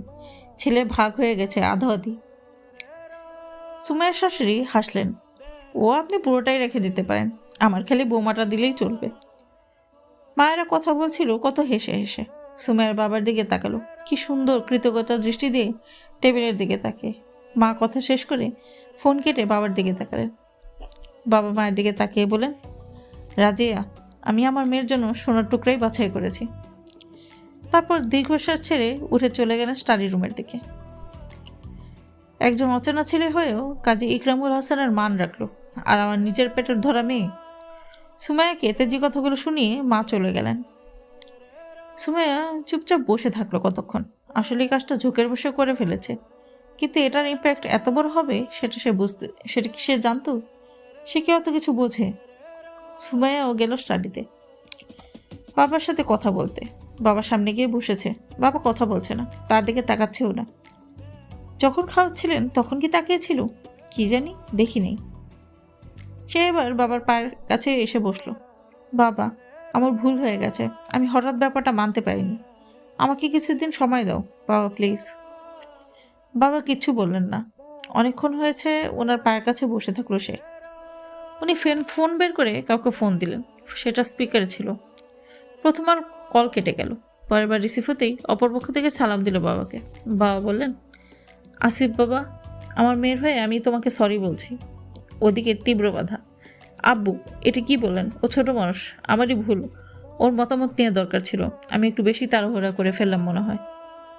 বাবা, আমি তোমাকে কি বলবো বলো? আমার কি বলার মুখ আছে? ওপাশ থেকে কিচ্ছুটা বলবো না। বাবা বলে চললেন, আসিফ তুমি আজ একটা ওয়াদা করো, আমার মেয়ে তোমার সাথে যত অন্যায় অপরাধ করবে তুমি জগতের কাউকে না জানালেও আমাকে জানাবে। আব্বু, যখন আপনি ওকে আমার হাতে তুলে দিয়েছেন তখন থেকেও আমার কাছে আল্লাহর দেওয়া সবচেয়ে সুন্দর উপহার, আর আপনার আমানত। ওর দুষ্কৃতি ভালো মন্দ সব কিছুর দায় দায়িত্ব তখন থেকেই আমার। ও ভুল করতেই পারে, ও অনেক ছোট, কিন্তু আমি কি ছোট? আমি কি গাল ফুলিয়ে আপনার কাছে নালিশ করতে পারি? তাই বলে তুমি কাউকে বলবে না? নিজের চেষ্টায় শুধরে নেব ইনশাল্লাহ। আপনি আমাদের জন্য দোয়া করুন। বাবা, আজ রাতের দিকে এসো, বাবা ছেলে মিলে একসাথে খাবো। আব্বু, ওকে কিছুদিন সময় দেওয়া দরকার। আমি আসবো ইনশাল্লাহ, আপনি চিন্তা করবেন না। না বাবা, জিতু তোমার সাথে দেখা করবে, তোমাকে সরি বলবে। দেখা না করা অবধি যেন আমার সাথে কথা না বলে, এটা ওর শাস্তি। অপরপক্ষ থেকে হালকা হালকা হাসির শব্দ আসে। এতদিন যখন আপনার ছিল তখন আপনি শাসন করেছেন, এখন আমাকে দিয়ে দিয়েছেন, তাই এখন আমার বিনা অনুভূতিতে আর ওকে শাসন করতে পারবেন না। সুমাইয়া স্তব্ধ হয়ে বসে থাকলো আসিফের অধিকারপূর্ণ কথায়। তার চোখে পানি এলো কি? বড্ড অভিমান হলো যেন। বাবা এখনই তাকে বেশি ভালোবাসছে। অনাহুত আগন্তুক পর্ব 4। একটা চড়ুই পাখি গাছের গোড়ায় থাকা ছোট্ট গর্তে টুকটুক করে ঠোকর দিয়ে পোকা বের করে খাচ্ছে। সেটা দেখে আরও একটা চড়ুই এগিয়ে এলো, কিন্তু প্রথম চড়ুই তাকে ভাগ দিতে নারাজ। তাই তো সে পোকাটা ঠোঁটে নিয়ে ঘুরে গেল। দ্বিতীয় চড়ুইটা আবারও চেষ্টা করলো, কিন্তু এতে প্রথম চড়ুই তার আহারকে মুখে নিয়ে উড়াল দিল। সুমাইয়ার দ্বিতীয় চড়ুইয়ের জন্য মায়া হলো। সে তার হাতে থাকা চানাচুরের প্যাকেট থেকে কয়েক টুকরো ছুঁড়ে দিল পাখিটির পানে। তাতে পাখিটি ভয় পেয়ে উড়ে গিয়ে বসলো বকুলের ডালে। কিছুক্ষণ এদিক ওদিক তাকিয়ে যখন বুঝলো সমস্যা নেই, তখন সে আবার ডানা ঝাপটে নেমে এলো। সুমাইয়া এক মনে পুরো ঘটনাটা দেখতে থাকলো। ওর মনে হলো, ইস, ও যদি পাখি হতো, তবে দুনিয়ার এই সকল কষ্ট থেকে এক নিমেষেই মুক্তি পেত। কলেজ প্রাঙ্গণে বকুল বেদিতে আনমনে বসেছিল সে। গত কয়েকদিনের টানাপোড়েনে শান্ত মেয়েটার অবস্থা ভীষণ টলমলে, নাজুক। ঠিক কী করা উচিত? হুট করে যার সাথে বাধা পড়েছিল সেই ব্যক্তিটা হুট করে আবার উধাও হয়ে গেছে জীবন থেকে, ঠিক যেন ধূমকেতু। যেমন করে এসেছিল তেমনভাবে মিলিয়ে গেল, যেন এই এলো এই গেল, হারিয়ে গেল মহাশূন্যে, মিলিয়ে গেল কোনো অজানা ইলিপ্টিক্যাল অরবিটে। তার খোঁজ কি আর পাওয়া গেল? সে নিয়ে অবশ্য মেয়েটার দুশ্চিন্তা নেই। তার সকল দুশ্চিন্তা তার পিতৃমশাইকে নিয়ে। তিনি কথা বলছেন না আজ কয়েকদিন। শর্ত আগে ভুল সূত্রে এসো, তবেই মিলবে বিশাল বটবৃক্ষের প্রশান্তিকর ছায়া। গত কয়েকদিনে সে ছায়ার অভাবেই সুমাইয়ার এই নাজুক হাল। কিন্তু ভুল সূত্রাতে হয় কি করে? মানুষটা কেমন সে কি জানে? ঠিক কিভাবে সরি বলতে হয় এটাও তো জানে না। কিছুটি ভেবে কুল পাচ্ছে না। সেটা নিয়ে ভেবে ভেবে টালমাটাল হচ্ছে সে। কি করা উচিত? যাবে কি একবার হাসপাতালে? কিন্তু মানুষটাকে সে দেখেনি, চিনবে কি করে? অবশ্য হাসপাতালে গেলেই মানুষটাকে খুঁজে পেতে ঝামেলা হবে না। অথচ চাচ্ছে আগে চুপি চুপি একবার দেখুক, পরেও কথা বলবে। সিভিটা ডিলিট করে ব্লক করে দিয়েছিল নাম্বারটা। এখন সে কাজের জন্য পস্তাতে হচ্ছে। সেটা থাকলে অন্তত দেখতে পারতো মানুষটাকে।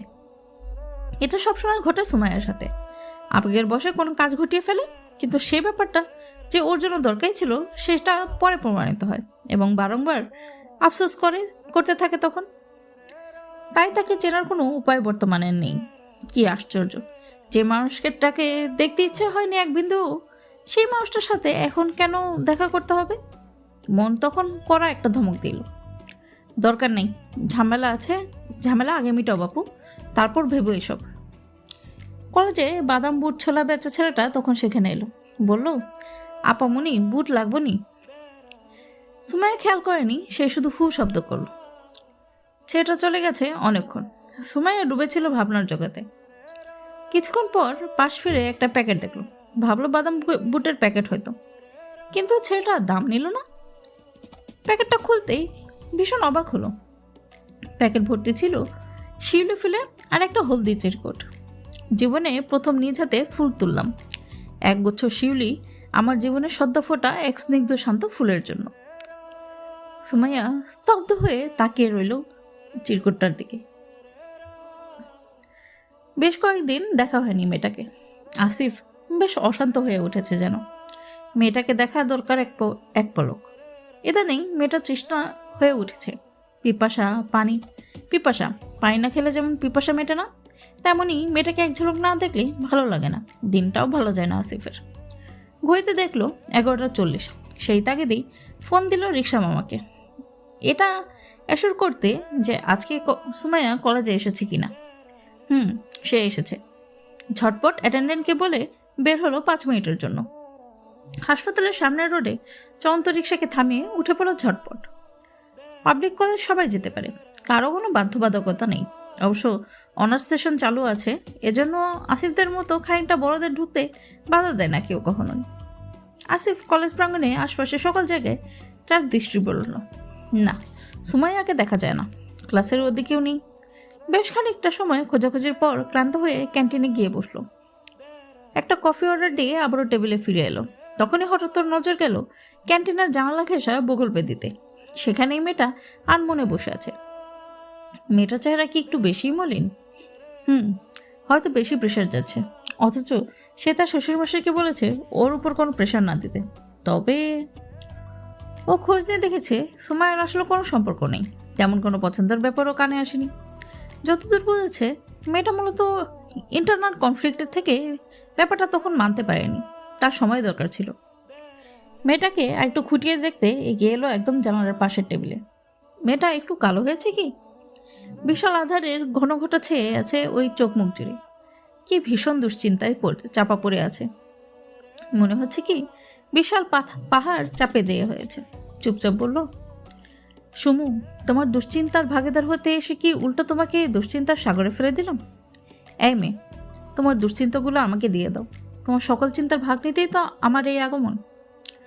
চুপচাপ কফি মগে চুমুক দিতেই পকেটের ফোনটা ভাইব্রেট করে উঠল। সেটা বের করে দেখলো মা। কানে ধরতেই তার মা বলল, কোথায় তুই বাপ? আমি তোর ক্যাবিনে। আম্মা, ছেলে বিয়ে দেওয়ার পর ছেলে কোথায় আছে এ খোঁজ করতে নেই, আছি আপনার বৌমার কাছে, এখন ডিস্টার্ব দিয়েন না তো। ঠিক রিক্সা নিয়ে বেয়ানের কাছে গিয়ে গল্প করেন, ওখান থেকেই তো আসলাম। বাহ, ভালোই ভাব জমেছে নিশ্চয়ই। হ্যাঁ, আমার লক্ষ্মী মেয়েটার সাথেও ভাব জমেছে। দে তো ফোনটা তাকে। হ্যাঁ আম্মা, নেটওয়ার্কের সমস্যা, কথা কেটে কেটে আসছে, আমি ফিরে আপনাকে ফোন দিচ্ছি বলেই ঝটপট ফোনটা কেটে হলো। নিজের কপালে আঙ্গুল ঘষে বলে উঠল, একেই বলে যার বিয়ে তার খবর নেই, পাড়াপড়শির ঘুম নেই। লক্ষ্মী মেয়ের সাথেও ভাব জমেছে। এদিকে লক্ষ্মী মেয়ে যে তার ছেলেকে কারাগারে বন্দি করে রেখেছে সে খোঁজ আছে কজনের। বলে হোয়াটসঅ্যাপটা খুলেও চেক করলো, না, মেয়েটা ব্লক সরায়নি এখনো। আসিফ চাইলেই সরাসরি ফোন দিতে পারে, কিন্তু এটাও ওর কাছে সাইন। যেদিন মেয়েটা ব্লক ছুটিয়ে স্বাভাবিক হবে সেদিনও সরাসরি কথা বলবে কিংবা মেসেজ দেবে, কিন্তু সেটা কবে জানা নেই আসিফের। আবারও তাকাই সুমাইয়ার দিকে। মেয়ে, তোমার মনটা কি দিয়ে করা, গ্রেনাইট নাকি কোয়ার্টার্স? কফিটা শেষ করে হাতটা উল্টে ঘড়িটা দেখে নেয়। মিনিট 20 পার হয়েছে, না ফিরতে হবে। ধীর পায়ে বেরিয়ে এসে দাঁড়ায় ক্যাফের পাশে। একটা গাছের গায়ে হেলান দিয়ে দাঁড়াতেই সেটা ঝাঁকে খেলো। উপর থেকে অনেকগুলো শিউলি ফুল ঝরে পড়লো আসিফের গায়ে। হঠাৎ এমন ঘটনায় আসিফ কিছুটা অবাক হলো। নিচে পড়ে থাকা ধবধবে সাদা শিউলিগুলোকে ওর কাছে সুমাইয়ার মতোই মনে হলো। কি স্নিগ্ধ, কি অপূর্ব সুন্দর, কি সুন্দর অপূর্ব ঘ্রাণ। ও হাত বাড়িয়ে কতগুলো ফুল নিল উপরের ডাল থেকে। ওর দুহাত ভরে উঠল। অদূরে দাঁড়িয়ে থাকা বাদাম বুটের ছোট ছেলেটা সেটাকে খেয়াল করলো। এগিয়ে এসে বলল, ভাইয়া প্যাকেট লাগবো নি? সে তো এটারই খোঁজ করছিল। বাদাম বুটের ছেলেটা একটা কাগজের ঠোঙ্গা এগিয়ে ধরলো আসিফের দিকে। আসিফ সেটাতে ফুলগুলো রাখতে রাখতে শুধালো, তোমার নাম কি? টিটু। ধন্যবাদ টিটু। তারপর পকেট হাতড়ে কিছু খুঁজলো। অনেক ছোট ছোট কাগজের মধ্যে একটা অক্ষত হলুদ কালারের স্লিপ পেল। ক্যাফের দেয়ালে কাগজটা লাগিয়ে সেটাতে একটু করে তুলে দিল 2টা লাইন। তারপর টিটুকে ইশারায় দেখিয়ে দিল সুমাইয়াকে, ওই আপাকে দিবে। ভাইয়া মারবে না তো? সে কথায় আসিফের হাসি পেল। তা তো বলতে পারবো না, উনি ঠিক কতটা রাগী সেটা সম্পর্কে আইডিয়া নেই। তবে সে ভয় থাকলে সরাসরি দিও না, বুদ্ধি করে পাশে রেখে এসো, কেমন? বলেই টিটুর পকেটে ঢুকিয়ে দিল বুকশেষ। টিটু করকরে 100 টাকার নোট হাতে পেয়ে ভীষণ খুশি। তারপর দিন কলেজে ঘটল বিপত্তি। কলেজের ক্লাস শেষে সিঁড়ি দিয়ে নামতে গিয়ে তমা উষ্টা খেয়ে পড়ে গেল। ব্যাস, মাথা ফাটলো নাকি কাটলো বলা যাচ্ছে না। কপাল গড়িয়ে রক্তপাত হতে লাগলো। সুমাইয়া আর ঝুমা তাকে সাথে নিয়ে ছুটলো হাসপাতালের দিকে। সাথে ছুটলেন মিজান স্যারও। কয়েকটা সেলাই লাগলো তাতে। সুমাইয়ার একটু ছুটোছুটি করা লেগেছে। একটা ওষুধ খুঁজতে খুঁজতে পৌঁছে গেল 2টো মেন সড়কে পেরিয়ে ওইদিকে ডিসপেন্সারিটাতে। হাসপাতালের নিকটের ফার্মেসিতে ওষুধটা পাওয়া যাচ্ছিল না। সে ফোন লাগালো ঝুমাকে, যে অন্য পাশে ডিসপেন্সারিতে খুঁজতে গেছে। আমি পেয়েছি, তুই আর কিনিস না, আসছি বললো তো, কিন্তু পার হবে কিভাবে? সারা জীবন রাস্তা পার হওয়াতে তার ভীষণ ভয়। সবসময় কেউ না কেউ পার করিয়ে দিয়েছে। আর যখন রাস্তা পেরিয়ে এ পাশে এসেছিল তখন সিগন্যাল ছিল, কিন্তু এখন সিগন্যাল নেই, পার হবে কি করে? ওখানে একটা চেষ্টা করলো, কিন্তু না, পারছে না। সিগন্যাল কতক্ষণে পড়বে? রিক্সা করে তখন ওই পার ধরেই হাসপাতালে আসছিল আসিফ। আজ তার ডে অফ ছিল। যদিও কিন্তু এমার্জেন্সি কল আসায় দ্রুত আসছিল। দূর থেকে সে চিন্তিত সুমাইয়াকে খেয়াল করতেই রিক্সা থামিয়ে নেমে এলো। আসিফ ইতস্তত করছিল মেয়েটাকে দেখলে কি বলবে, ভয়াবহ কোনো রিয়াকশন দেবে কি, সব কিছু কি ছাপে। ওর মনে হলো সুমাইয়ার সাহায্য প্রয়োজন। রাস্তার মোড়ে স্ত্রীকে এমন অসহায় অবস্থা দেখে সে বসে থাকতে পারে না। খানিকটা এগিয়ে গিয়ে দাঁড়ালো সুমাইয়ার অদূরে। সুমাইয়া তখন আবার আশেপাশে তাকালো সাহায্যের জন্য। তখন চোখ পড়ল খানিকটা পাশে দাঁড়িয়ে থাকা লম্বা একটা ছেলের, নাকি আঙ্কেল বোঝা গেল না, মুখে মাস্ক। আবারও চোখ ফিরিয়ে রাস্তায় দেখলো। আসিফের সাথে আজ প্রথম সুমাইয়ার চোখাচোখি হলো। সত্যি ওর চোখের মনি আলাদা রঙের, যে বিষয়টা সুমাইয়ার সৌন্দর্যকে বহুগুণ বাড়িয়ে তুলেছিল। ও কিছুক্ষণ চুপচাপ দাঁড়িয়ে থাকলো, সেই সৌন্দর্যে নিজেকে ধাতস্থ করার চেষ্টায়। আসিফ তখনও স্বাভাবিক হয়নি। ঠিক তখনই আসিফকে আরও অবাক করে এবং স্তব্ধ করে দিয়ে সুমাইয়া বলে উঠল, আঙ্কেল, আমি পার হতে পারছি না, একটু সাহায্য করবেন প্লিজ। পর্ব 5। আসিফের মাথায় ছোটোখাটো বজ্রপাত হলো যেন। Seriously uncle, who is uncle? মেয়েটা তাকে চেনে না, সত্যিই চেনে না, একবারও দেখেনি, কিভাবে সম্ভব? সামনাসামনি না দেখুক, ওকে যে সিভি পাঠিয়েছে সেটাতেও দেখেনি। আসিফের তখন মাথায় হাত দিয়ে রাস্তায় বসে পড়া বাকি ছিল। ও চোখ মুখ শক্ত করে বিশাল একটা রাগী লোক দিতেই সুমাইয়া মিয়ে গেল। সুমাইয়ার দিকে তাকিয়েই মাছটা খুলে ফেল। সুমাইয়া এবার সেদিকে তাকিয়ে বলল, সরি ভাইয়া, বুঝি নাই, মাছ ছিল তো, ভুলে আঙ্কেল বলে ফেলেছি। তারপর সুমাইয়া রাস্তার দিকে ইশারা করে আবারও বলল, ভাইয়া রাস্তা। আসিফ চোখ মুখ শক্ত রেখেই হেঁটে গেল রাস্তার দিকে। তার মাথায় আসলে একটা না, দুটো ঠাড়া পড়ল মাত্র। আঙ্কেল, ভাইয়া। সুমাইয়া এলো পিছু পিছু। আসিফ এক এক করে গাড়িগুলো হাতের ইশারায় থামিয়ে সুমাইয়াকে নিয়ে রাস্তা পার হলো। সুমাইয়া দৃষ্টিবিদ্ধ হয়ে থাকলো গোল ডায়ালের রিস্ট ওয়াচে পরিহিত বলিষ্ঠ হাতটাতে। আসিফ বেশ কিছুক্ষণ হলো একটা বেসরকারি মেডিকেল কলেজের অর্থোপেডিক সার্জারি বিভাগের লেকচারার হিসেবে নিযুক্ত হয়েছে। ওপারে পৌঁছাতেই আসিফের দুজন ছাত্রীর সাথে দেখা হলো। তারা সালাম দিল, আসসালামু আলাইকুম স্যার। তখন সুমাইয়া ব্যাপারটা বুঝতে পারল, উনি টিচার, তাই স্যার না বলে উল্টাপাল্টা সম্বোধন করা হয়েছে, এজন্যই হয়তো অমন কটপট দৃষ্টিতে তাকাচ্ছিলেন। সুমাইয়া এবার বলল, সরি স্যার, আসলে বুঝিনি আপনি টিচার। ধন্যবাদ স্যার, হেল্প করার জন্য অনেক ধন্যবাদ। আসিফ ইচ্ছাকৃতভাবে কথা বলেনি। ওর বিশ্বাস, কথা বললে মেয়েটা ঠিক চিনে ফেলবে। মেয়েটাকে এখন উইয়ার্ড সিচুয়েশনে ফেলার ইচ্ছে নেই তার। সুমাইয়াকে রেখেই সে লম্বা লম্বা পা ফেলে এগিয়ে গেল মেডিকেল কলেজের 3 নম্বর গেটের দিকে। সুমাইয়া চোখ সরু করে তার চলে যাওয়া দেখল। ওর কাছে মনে হলো লোকটা অনেক রিজার্ভড, ইগোইস্টিক, কথাই বলল না। তখন হুট করে এমন উইয়ার্ড সিচুয়েশনে রাগ লাগলেও এখন যত সময় যাচ্ছে ব্যাপারটায় ভীষণ হাসি পাচ্ছে আসিফের। বোকা মেয়েটা যখন ব্যাপারটা জানবে তখন এর এক্সপ্রেশন কেমন হবে ও ভাবার চেষ্টা করে। তখনকার সুমাইয়ার দৃষ্টিগুলো বারবার চোখে ভাসছে। একা একা চুপচাপ হাসতে দেখে ডক্টর শাহরিয়ার ওর পিঠে থাবা দিয়ে বলে, কি মশাই, একা একাই হাসছো? সেই কতক্ষণ ধরে? আমাদের সাথেও শেয়ার করো, আমরাও হাসি। আসিফ জল চোখে তাকিয়ে বলল, শাহরিয়ার, এমন টাইপের কোনো সিনেমা আছে? ওই যে বাবা কেন চাকরের মতো হাজব্যান্ড, কেন আঙ্কেল টাইপের সিনেমা। শাহরিয়ারের ভীষণ অবাক হয়ে তাকে আবার চোখে ইশারায় বলল, জানো নাকি, নাটক হলেও চলবে, একজনকে সাজেস্ট করতাম দেখার জন্য। অদ্ভুত চোখে চেয়ে আছে শাহরিয়ার। এই কি হয়েছে তোমার? এমন উদ্ভট কথাবার্তা তোমার সাথে যায় না। যায় রে বন্ধু, সবই যায়, ঠেলায় পড়লে বাঘেও ধান খায়। নিজ ক্যাবিনে ফিরে আয়নায় নিজেকে আরেকবার দেখে নেয়। ওকে কি আসলেও আঙ্কেলের মতো লাগে? অবশ্য 30 বছর মোটেও কম নয়। সুমোর তুলনায় অবশ্য আঙ্কেল। শেষ পর্যন্ত একটা বাচ্চা মেয়েকে এসে বিয়ে করলো। কি করবে, এত ভালো লেগে গেল যে হারাতে ইচ্ছে হলো না। আর ওর তো বিয়ের বয়স পেরিয়ে যাচ্ছে।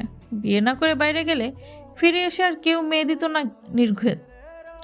চুপচাপ আয়নায় সুমাইয়াকে কল্পনা করে বলে উঠল, বালিকা, শেষ পর্যন্ত একটা আঙ্কেল জুটলো তোমার কপালে। এমার্জেন্সি রোগীকে দেখা শেষ করে যখন বাসায় ফেরার পথ ধরল তখন ইনফরমেশন ডেস্কের সামনে সুমাইয়াকে দেখল। রিসেপশনিস্ট তাকে বলছিল, আসিফ স্যার বসেন 3 তলায়। ওকে, থ্যাংক ইউ বলেই সুমাইয়া লিফটের দিকে গেল। হাসপাতালে সবসময় প্রচুর ভিড় থাকে। আসিফ 1 সেকেন্ড ভাবলো, তারপর নিজেও লিফটে গিয়ে উঠল। অত মানুষের মধ্যে ঠিক আসিফকে চোখে পড়ল সুমাইয়ার। প্রচণ্ড গিওস্টিক মানুষটা এখানেও। সুমাইয়া সহ আরও অনেকেই নামলো 3 তলায়। আসিফ 3-এ নামলো না, সে আরেক ফ্লোর উপরে নামলো। তার কাছে এটা বাচ্চা মেয়ে লাগলেও হঠাৎ করেই এই লুকোচুরিটা ভীষণ ভালো লাগছে। বাচ্চা বিয়ে করলে তো তার সাথে নিজেরও বাচ্চা হতে হয়। মেয়েটাকে লুকিয়ে দেখতে আরও ভালো লাগছে। মেয়েটা ওকে চিনলে এই সুযোগটা সে পেত না, হয়তো মেয়েটাও সামনেই আসতো না। সুমাইয়া ততক্ষণে খুঁজে পেয়েছে আসিফের ক্যাবিন। পাশের ক্যাবিনের অ্যাটেন্ডেন্টকে জিজ্ঞাসা করতেই বলল, স্যার তো মাত্রই নেমে গেলেন। স্যার মেডিকেল কলেজে আজ ক্লাস আছে, বেশি ইমার্জেন্সি হলে মেডিকেল কলেজের 3 নম্বর ভবনে যান, স্যারকে পাবেন। সুমাইয়া হাফ ছেড়ে বাঁচল। যাক বাবা, নেই সেটাই ভালো। সেই কেবিনের সামনে নেম প্লেটের পাশে দাঁড়িয়ে নিজের একটা সেলফি নিল। তারপর সামনের ওয়েটিং জোনে পেতে রাখা চেয়ারে গিয়ে বসলো। দূর থেকে সিঁড়ি বেয়ে নেমে আসা আসিফ সেটার পুরোটাই দেখলো। সে খানিকটা এগিয়ে গিয়ে পিছনের দিকের একটা চেয়ারে বসলো। সেখানে আরও অনেক রোগী, অন্য ডাক্তারের। সুমাইয়া তখন মোবাইলে ব্যস্ত। আসিফের ধ্যান জ্ঞান সুমাইয়াতে। সুমাইয়া তখন কাউকে কল দিতে ব্যস্ত, কিন্তু কল রিসিভ হলো না। সে বাবাকে সেলফিটা পাঠিয়ে একটা ভয়েস সেন্ড করলো। বাবা, আমি তোমার অতি স্নেহের, অতি প্রিয়, অতি আদরের বর্তমান পৃথিবীতে তোমার একমাত্র ভালোবাসার মানুষের সাথে দেখা করতে এসেছিলাম, কিন্তু সেই অতি ভদ্র মানুষ, মহামূল্যবান দামি লোক, হীরামণি মুক্তা জড়ানো লোকটি কেবিনে নেই। এখন কি করব? আসিফ নিজের এত বিশেষ গুণ শুনে ঠোঁট চিপে হাসলো। মনে মনে ভাবলো, এই লোকটা ঠিক কতটা পাগল টাইপের। সুমাইয়া দেখলো বাবা ভয়েসটা শুনলো, কিন্তু রেসপন্ড করলো না। ওদিকে আসিফের ফোনটা ভাইব্রেট করতেই সে সেটা রিসিভ করে ক্ষীণ গলায় জি বলে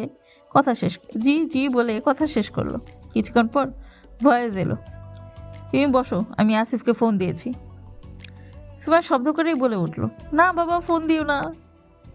ঠিক তখনই আরেকটা মেসেজ এলো সুমাইয়া নম্বরে, যেটা আসিফ পিছনে বসেই সেন্ড করেছে। তুমি আমার ক্যাবিনের সামনে বসো, আমি আসছি।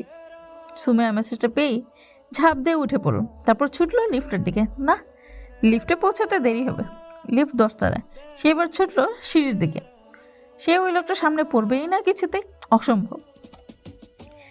আসিফ ঠোঁটে আঙ্গুল থেকে চিন্তা ভঙ্গিতে পুরোটা ঘটনা দেখল। শেষে সুমাইয়ার দৌড় দেখে নিজেকে আর ধরে রাখতে পারেনি, প্রায় শব্দ করে হেসে উঠেছে। তারপর কতক্ষণ পর সে হাসি থামলো।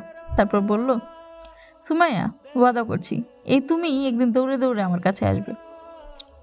মোলটা বের করে মেসেজ দিল আরও একটা। সুমাইয়ার আর কোনো খেয়াল নেই। সে সিঁড়ি দিয়ে দৌড়ে নেমে এক দৌড়ে হাঁপাতে হাসপাতাল লবি এন্ট্রান্স পেরিয়ে হাসপাতালের বাহির। দ্রুত একটা রিক্সাকে হাতের ইশারায় থামিয়ে সেটাতে উঠে বসে তারপর শ্বাস ছাড়ল। প্রচণ্ড হাঁপাচ্ছে সে। বাবা যে এতটা সাংঘাতিক কাজ করবে কে জানে। যাক, ভালো হয়েছে লোকটা এসে তাকে পাবে না। সুমাইয়াকে পাওয়া এত সহজ। রিক্সা ছুটছে গন্তব্যমানে। ঠিক তখনই হাতে থাকা ফোনটা আবারও ভাইব্রেট করে উঠল। সেদিকে তাকাতেই দেখল, তোমার দৌড়টা ভীষণ সুন্দর ছিল সুমু। সুমাইয়া শ্বাস আবারও আটকল। সে বাজে লোকটা তাকে দেখেছে। উফ, সুমু? কিসে সুমু? লোকটার সাহস তো বন্ধ নয় তাকে সুমু বলে। লোকটাকে হাতের কাছে পাইলে বলে নিজের হাত মুঠো করলো শক্ত করে, কিন্তু পরক্ষণেই তা আবারও নরম হয়ে নিজেই মিয়ে গেল। লোকটা থেকে পালাতেই তো এই ম্যারাথন ছিল, তাহলে হাতের কাছে পাইলে কিছুটি করতে পারবে না সে নিজেও জানে। আচ্ছা, মানুষটাকে তার এত বিরক্ত লাগে কেন? কোথাকার কোন বইরা বেটা? অবশ্য কণ্ঠস্বরে বুড়ো লাগেনি কখনো। তারপরও তার থেকে 13 বছরের বড়, বুড়ো তো হবেই। ছোট মেয়েকে বিয়ে করতে একবারও বাঁধেনি। অবশ্য বাচ্চা মেয়ে দেখলে পাত্র সমাজের মাথা ঠিক থাকে না থাকারই কথা। কথাটা আবারও একবার ভাবলো, কথাটা কি ওই লোকটার সাথে যায়? তা এখনও অবধি যায় না। সে বাড়তি কিছুই করেনি, বরং সুমাইয়াকে ছাড় দিচ্ছে প্রত্যেকটা কাজে একদম 100%। তার মানে কি উনি ভালো? মোটেও না। একটুও ভালো না। ভালো হলেই বিয়ে করতো না। এসেই সব দখল করেছে, এমনকি বাবাকেও। সব ছেলে জাতি এক। বাবা আজ অফিস থেকে ফিরে নিজে এসেছে সুমাইয়ার রুমে। সুমাইয়া তখন পড়ার টেবিল। জিতু আম্মু। সুমাইয়া পিছনে ফিরে বাবাকে দেখে খুব ভীষণ খুশি। বাবা সপ্তাহখানেক পর নিজ পায়ে হেঁটে তার রুমে দৌড়ে গিয়ে ধরলো বাবাকে। বাবা মেয়েকে আগলে নিয়েই এসে বসলেন মেয়ের রুমের সোফায়। তারপর মাথায় হাত বুলিয়ে বললেন, তুমি যে আসিফকে সরি বলেছো এটাতে আমি ভীষণ খুশি হয়েছি বা। তুমি একদিন বুঝবে আমার নেওয়া সিদ্ধান্তটা মোটেও খারাপ ছিল না। মেয়ের মাথায় হাত বুলালেন ভীষণ স্নেহী। আসিফ তোমার জন্য বেস্ট বাবা। তুমি যে অভিযোগটা তুলছো এটা সত্যি, ওর বয়সটা একটু বেশি তোমার থেকে, তবে এটা ওর দোষ না, দোষটা আমাদের। আমি আমার ছোটো মেয়েকে ওর হাতে তুলে দিয়েছি। ওর তো এখন বিয়ে করারই বয়স। একের পর এক ডিগ্রি কমপ্লিট করতে করতেই ওর লেগে গেল এতগুলো বছর। আমাদের উচিত ছিল তোমাকে আরও অনেক পরে বিয়ে দেওয়ার, কিন্তু আমি এই প্রস্তাব পাওয়ার পর সব দিক বিবেচনা করে দেখলাম বিয়ে হলেও ঠিক 2 বছর পরেই দিতাম। আর আসিফ যে রিসার্চ ফেলোশিপটা পেয়েছে সেটাও 2 বছরের। সে 2 বছর পরে ফিরে আসলে তখন তোমাকে তুলে দিতাম। সেই হিসেবে আমাদের হিসাবটাও সঠিক ছিল। তুমি যে আসলে বিষয়টা মানতে পারবে না এটা আমার খেয়ালে আসেনি একবারও। আর আসিফকে দোষ দিও না, ও আমাকে সরাসরি জিজ্ঞেস করেছিল তোমার মতামত নেওয়া হয়েছে কিনা। তখন আমি বলেছিলাম আমার মেয়েকে আমি চিনি। সুমাইয়া চুপচাপ পড়ে থাকে বাবার কোলে। বাবা বলে চলেছে, আর শোনো, হ্যাঁ পৃথিবীতে এখন পর্যন্ত তুমিই আমার সবচেয়ে প্রিয়, সবচেয়ে আদরের, আমার বুকের মানিক। আসিফকে ভালোবাসা তো তোমার থেকেই। যার হাতে আমি তো আমার প্রাণ ভোমরা তুলে দিচ্ছি তাকে কি আমি ভালো না বেসে পারি? বহু পরীক্ষার পর তাকে আমি সিলেক্ট করেছি। তুমিও কি হিংসা করো না কেমন? বাবা আরও অনেক কথা বললেন, বুঝালেন কত কিছু। যত ক্ষোভ জমেছিল সেগুলো দূর করার চেষ্টা করলেন। সুমাইয়া চুপচাপ শুনে গেল বাবার কথা। আচ্ছা, এগুলো বাবা আগে বুঝালে কি হতো? একটিবার বিয়ের আগে। বাবা চলে গেলেন। সুমাইয়া আবারও ভাবতে বসলো ওর ঠিক কি করা উচিত। ভাবতে ভাবতে সুমাইয়ার কি আরও রাগ হলো। লোকটা তো ভালো নচ্ছার, বাবাকে মিথ্যা বলল। আমি কখন তাকে সরি বললাম? বাবা চলে যেতেই সে হোয়াটসঅ্যাপে গিয়ে মানুষটার নাম্বারের ব্লক করলো। দিবে কি দিবে না ভেবেই মেসেজখানা পাঠিয়ে দিল। আপনি বাবাকে মিথ্যা বলেছেন কেন? আসিফ যেন এটারই আশায় ছিল। মিনিট 10 পরেই রিপ্লাই এলো, আসসালামু আলাইকুম। বাবাকে আমি কেন কোন মিথ্যা বলেছি বলে আসসালামু আলাইকুম। বাবাকে আমি কোনো মিথ্যা বলেছি বলে তো মনে পড়ছে না। ওয়ালাইকুম আসসালাম। আপনি বলছেন আমি সরি বলেছি? আচ্ছা, বাবা আমাকে জিজ্ঞাসা করলেন দেখা হয়েছে কি, সব কিছু সলভ হয়েছে? আমি বলেছি জি আলহামদুলিল্লাহ। আমাদের দেখা হয়েছে? আমি তোমাকে দেখেছি। আমাদের সব কিছু সলভ হয়েছে? আমার কাছে তো সব কিছু সলভড বিয়ের পর দিন থেকেই। আপনার আম্মাকে বলেছেন আপনি রাতে এখানে থাকেন না?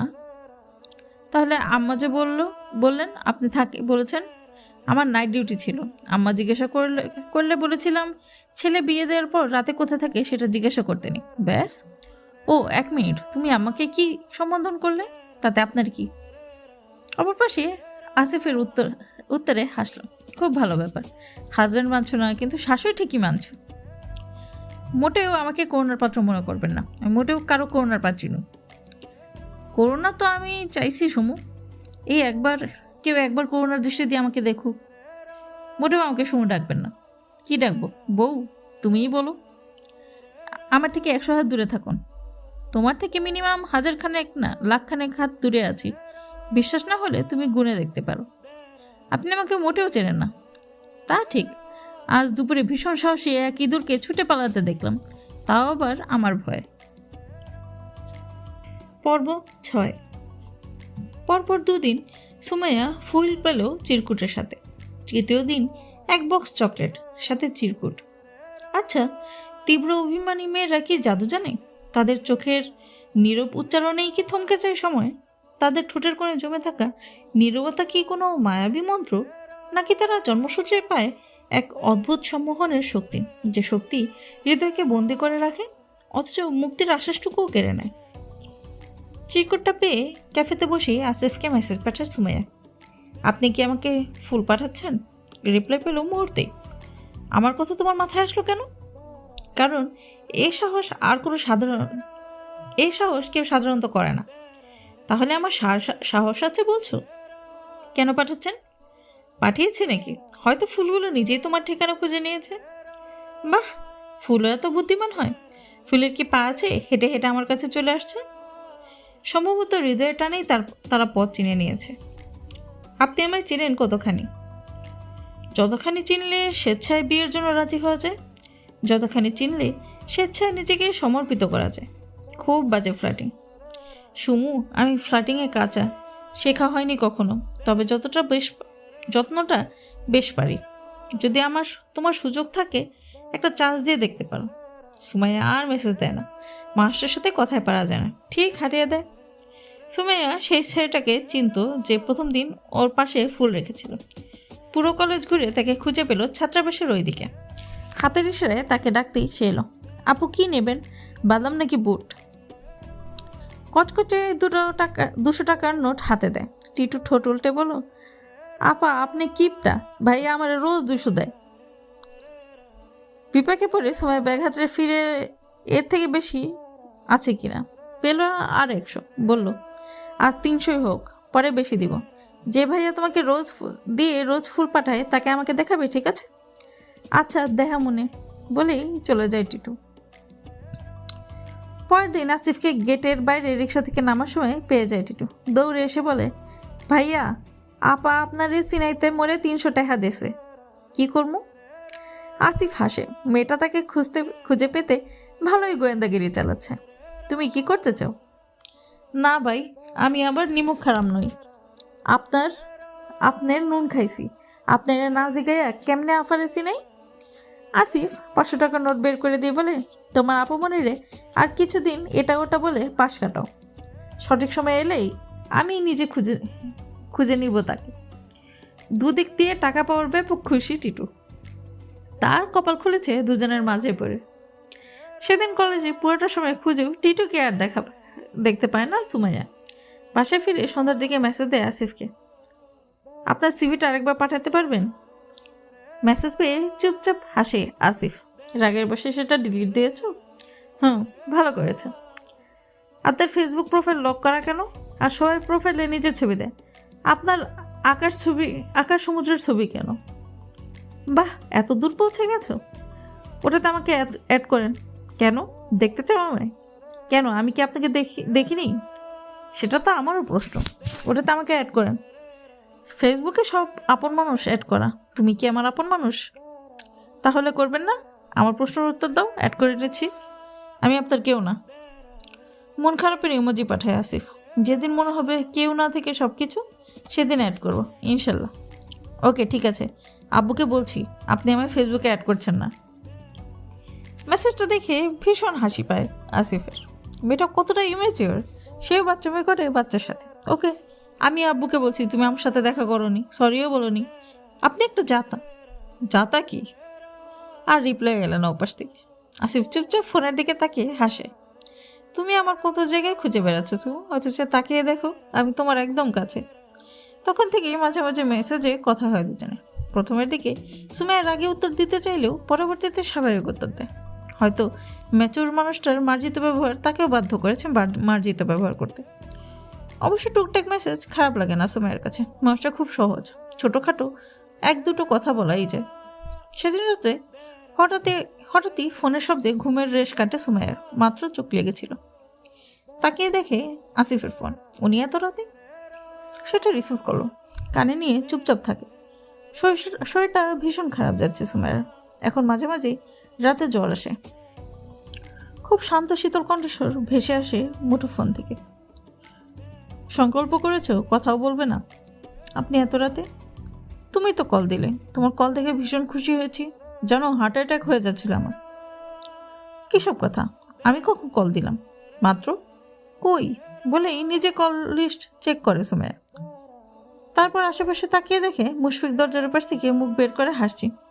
মুশফিক দুষ্টমি করেছে। যাক আলহামদুলিল্লাহ, শালা সাহেবকে একটা ভালো ট্রিট দিতে হবে দেখছি।